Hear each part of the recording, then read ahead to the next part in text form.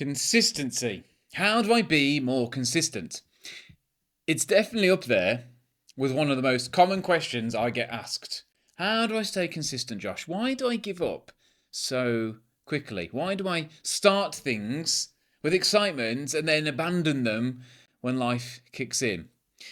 They're all good questions that I get asked a lot. And if I'm honest, you've probably asked yourself some kind of version of that question from time to time, or perhaps more than you'd like to. You know you can stay consistent for a few days, maybe a few weeks if you really push yourself, but months, years, completely different story. And yet deep down, you know that consistent progress is the only way you're going to get anywhere meaningful in life. So today, I want to break down in a way that finally makes sense how to stay consistent and make consistency simple, sustainable, and available to you.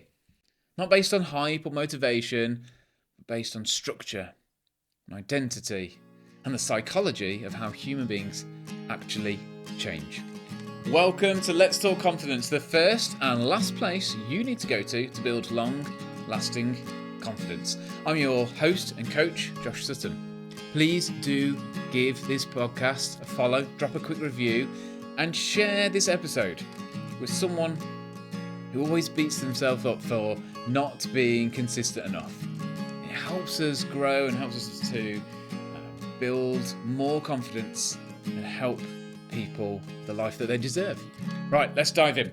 Let's start with an elephant in the room, because this episode is called How to Stay Consistent, but the real question that people have is, why do I keep giving up? That's the thing that frustrates them. They know how to start. They've started dozens of things in their lifetime: fitness routines, journaling, side businesses, skill building, diets, studying, motivation, running, you name it. The starting part is easy. Staying in motion, though, that's the real challenge. So before we talk about how to become consistent, we need to understand why you lose consistency in the first place. And it actually comes down to something very simple. Consistency is only possible when two ingredients are present. Number one, a long-term outcome that matters to you. And number two, a series of actions to move towards it. That's it. Strip away the noise, the emotion, the drama, and consistency is just that. A destination you care about and specific steps to get you closer to that endpoint. You stop being consistent when either of those two ingredients disappears. You either lose sight of the outcome or you lose consistency with the actions. How does that happen? Well, quite simply, either the goal stops mattering or you stop knowing what to do next. That is it in a nutshell.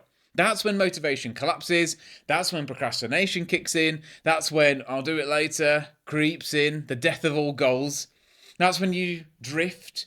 So if you want to fix inconsistency, you need to fix those two things that create consistency: outcomes and actions. Let me bring this to life with a story. So when I was about 15, I did a Duke of Edinburgh award. Bronze. Yeah, it's pretty good, I know.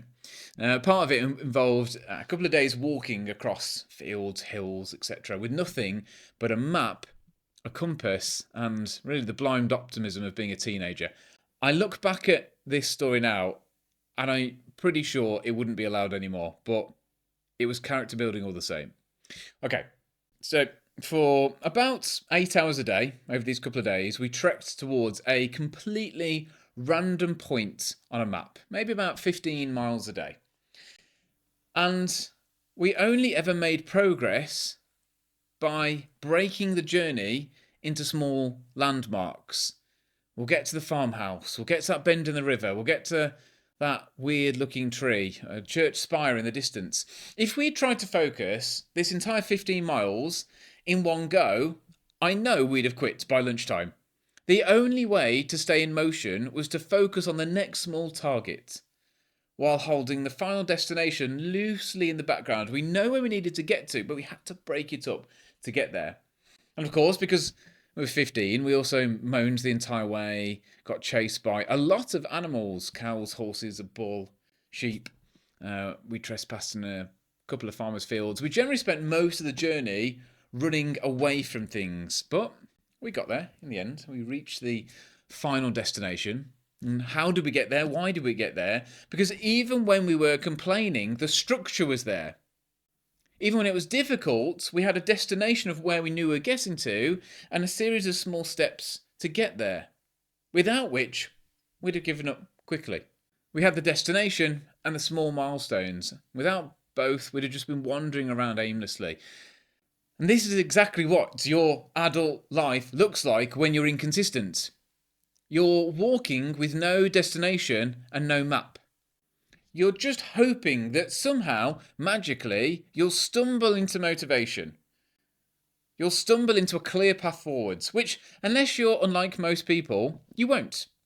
Let me give you another analogy. Consistency is like a long line of increasingly heavy dominoes, not the pizza, the game, with a prize at the end when the final one is knocked over.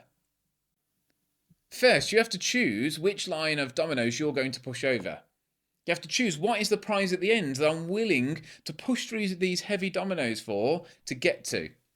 Is it a new career? Is it a healthier body? Is it better finances? Is it better relationships? Is it better mental health? Is it a stronger body? Is it being able to do a certain skill or a certain hobby? Once you've decided the prize that you want to aim for, the second step is to start pushing. And here's where a lot of people get it wrong. The first small domino is easy. The second domino is fairly easy because you've already built a bit of momentum. The first one knocks into the second one. But what most people do is skip right to the end domino, which in this analogy is this big, massive thing, and they try and push, and they can't, and they start to panic, and they say, well, I'll never be able to do this, and they give up. They see a version of themselves that is so far away, so unfamiliar and intimidating, that the very thought of getting there, pushing down this big domino, it shuts them down and they give up.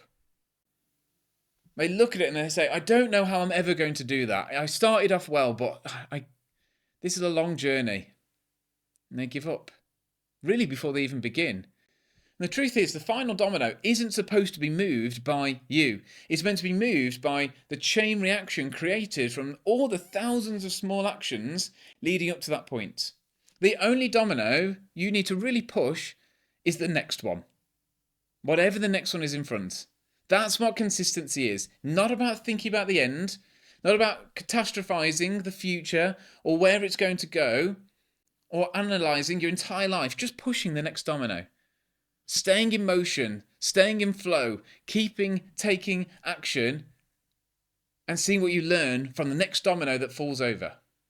And a key part of this is that you actually push the right domino. If you start pushing a line of dominoes towards a prize you don't care about, you will stop. It's not worth it. Because the effort to do it it's just not enough. That prize isn't enough, and that's another area where people fall. They're climbing a ladder that's leaning against the wrong wall. They're chasing after something they don't truly want.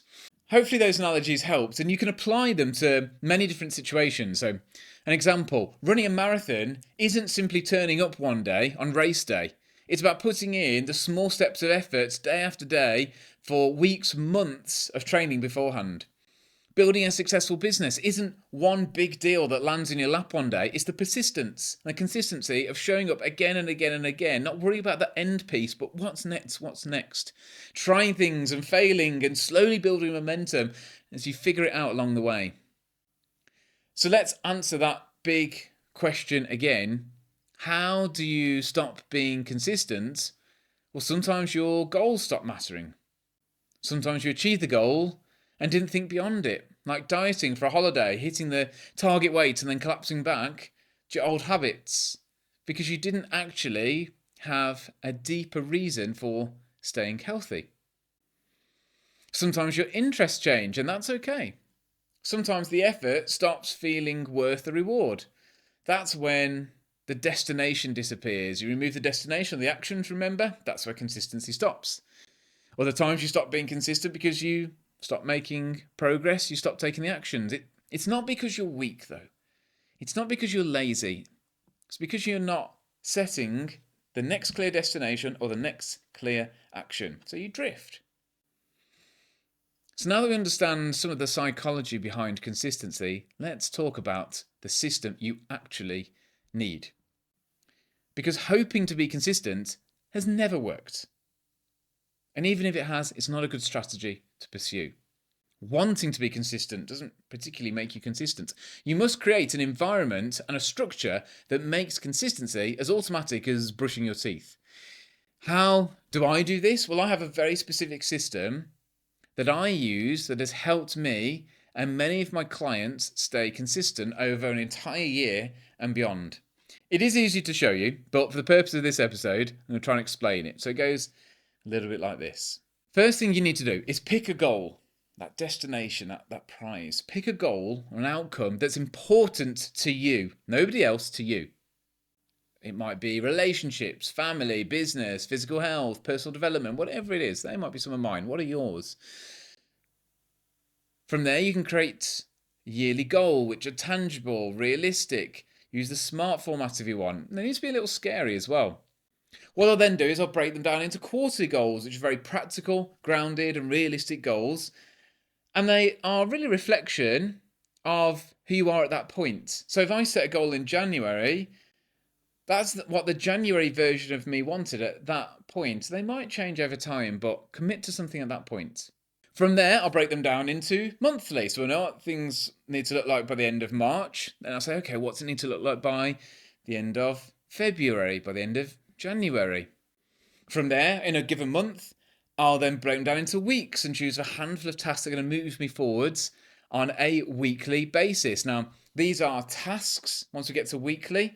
And indeed daily. So we go yearly, quarterly, monthly, daily. By the time we get to weekly and daily, these are tasks. Tasks are a little bit different because they are input-based actions that we're in control of versus something on a yearly or quarterly basis. They're more goals, which are external-based outcomes, things that we'd like to see, but that we're not necessarily in direct control of.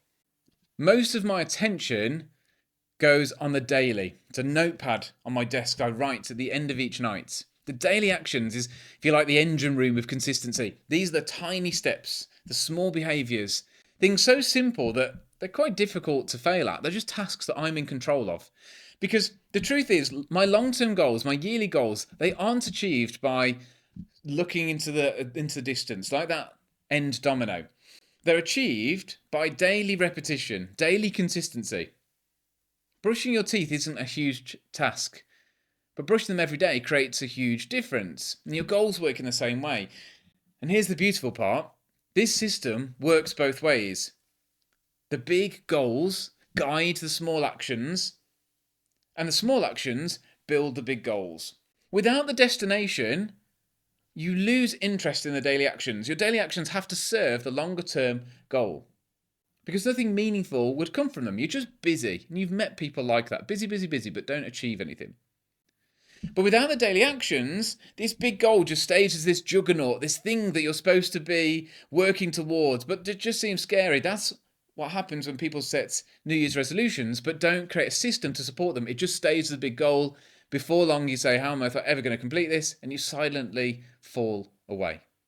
You must have both. You must have the longer term goal that orientates everything and the shorter term actions that breaks down the longer term goal, and that's where you focus. If either side of it goes, then the whole system breaks. Let me show you this in a more extreme way. Imagine someone hands you a laptop and says, in 12 months you must publish a book, and if you do it, you'll receive £10 million, and if you don't, you and your entire family will be thrown into prison.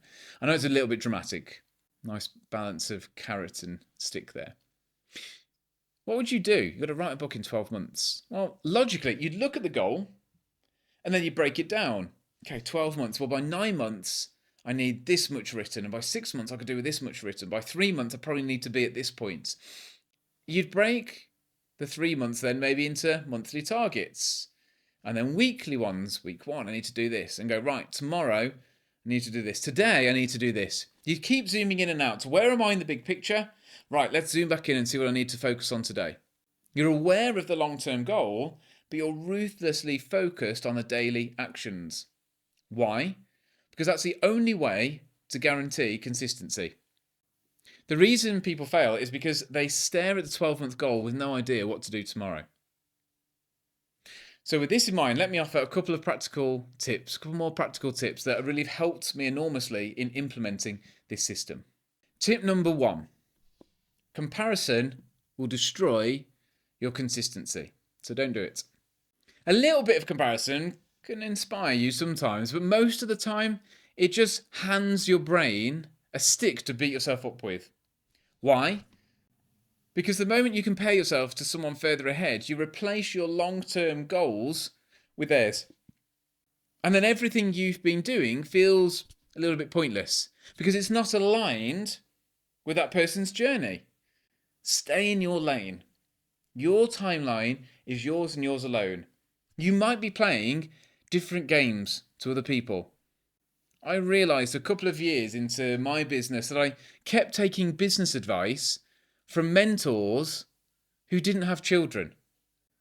Having 3 small children when I started my business meant I was playing a completely different game to these people I was taking advice from. And parents, you'll know this.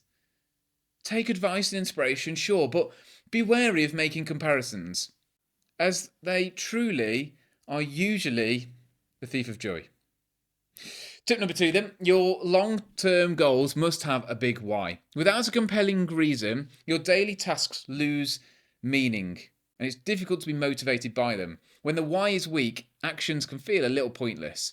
But when the why is strong, the actions feel essential. There's no questions whether you'll do them or not. And when you're looking for your big why, don't accept the first answer. I certainly don't when I'm asking people theirs in my coaching sessions. Keep asking until your why becomes value-based, not outcome-based. So an example conversation I might have is, why do you want to have more family trips this year? And I might say, because I want to spend more time with my family. And I'll say, why? I'll say, because I want to have more great times together. And I'll say, well, why do you want to have more great times together? This person will say, because I enjoy spending time with my family, and looking back, I realise that some of these memories have been some of the happiest times of my life. I might say, well, why have these memories been the happiest times of your life? And then by this point, the person says, I don't know, they just are. Boom, stop. You found your why.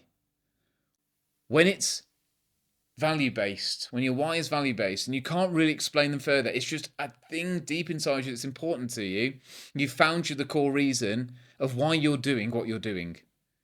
Without knowing your true big why, it will become difficult to build long-term consistency. And tip 3, consistency doesn't mean progressing at the same rate every single day. And some of you need to hear this. Some days you'll fly, and some days you'll crawl. Some days you'll feel like you went backwards. Actually, in those days, the reality is you probably took a massive step forwards because of all the things you learned from the mistakes you made. The goal is not perfection. The goal is movement, staying in motion, fail forwards, review regularly to ensure you haven't stalled, that you won't make equal amounts of progress each day, and that's okay. Some days, just showing up is all you're going to muster. Show up anyway. Other days, you're going to fly. Take those and run with them. I'm going to leave you with a quote that stayed with me over time, and it's this. People often overestimate what they can achieve in 10 days, and yet vastly underestimate what they can achieve in 10 years. If you apply the system I've talked about today, consistency will no longer be something you force, be something you live. That's all for today. If you want to team up with me as your coach so you can build your structure, identity and confidence that makes consistency your new normal, then head to joshsuttoncoaching.com to find out more. I'm your coach, Josh Sutton. Let's talk confidence.